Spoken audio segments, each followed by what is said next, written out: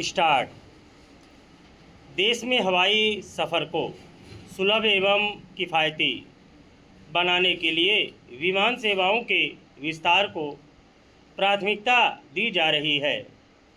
नए नए अंतर्राष्ट्रीय और घरेलू हवाई अड्डों का निर्माण किया जा रहा है, मगर यात्रियों की सुरक्षा के मोर्चे पर माकूल व्यवस्था का अभाव आज भी साफ नज़र आता है।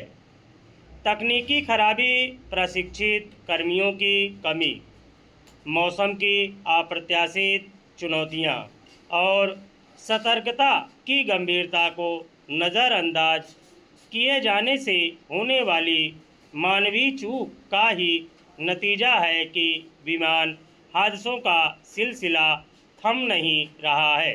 असम के जोरहाट में शनिवार को AN-32 परिवहन विमान दुर्घटनाग्रस्त हो गया, जिसमें वायुसेना के 5 कर्मियों की जान चली गई। सवाल है कि देश भर में अब तक हुए विमान हादसों से सबक क्यों नहीं लिया जाता है।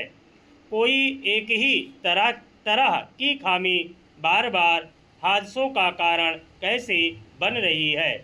क्या दुर्घटना में जान गंवाने वालों के परिवारों को आर्थिक मदद मुहैया करा देने भर से विमानन कंपनियों और संबंधित नियामक प्राधिकरणों की जिम्मेदारी पूरी हो जाती है।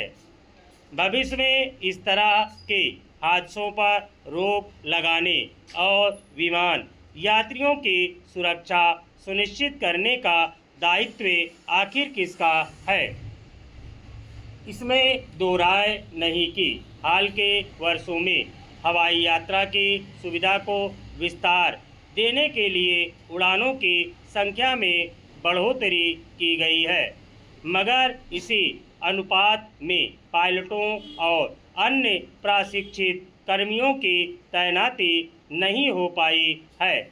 इस कारण मौजूदा संचालन तंत्र पर दबाव बढ़ा है, जिससे मानवीय चूक की संभावनाएं भी बढ़ी हैं। अंतर्राष्ट्रीय नागरिक उड्डयन संगठन के अनुसार लगभग 65% विमान दुर्घटनाओं के पीछे मानवीय चूक एक प्रमुख कारक होती है। विमान के उड़ान भरने और जमीन पर उतरते समय जब स्थिति बिगड़ती है तो कॉकपिट में होने वाला भ्रम भी हादसों का कारण बनता है। खबरों के मुताबिक AN-32 परिवहन विमान के साथ भी यही हुआ।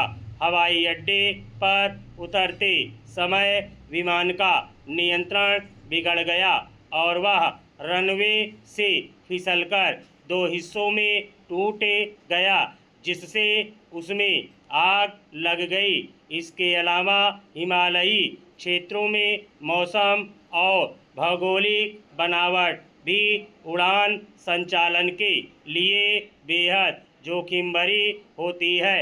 कई बार मौसम पूर्वानुमान की सटीक जानकारी न होने से विमान हादसे का शिकार हो जाता है।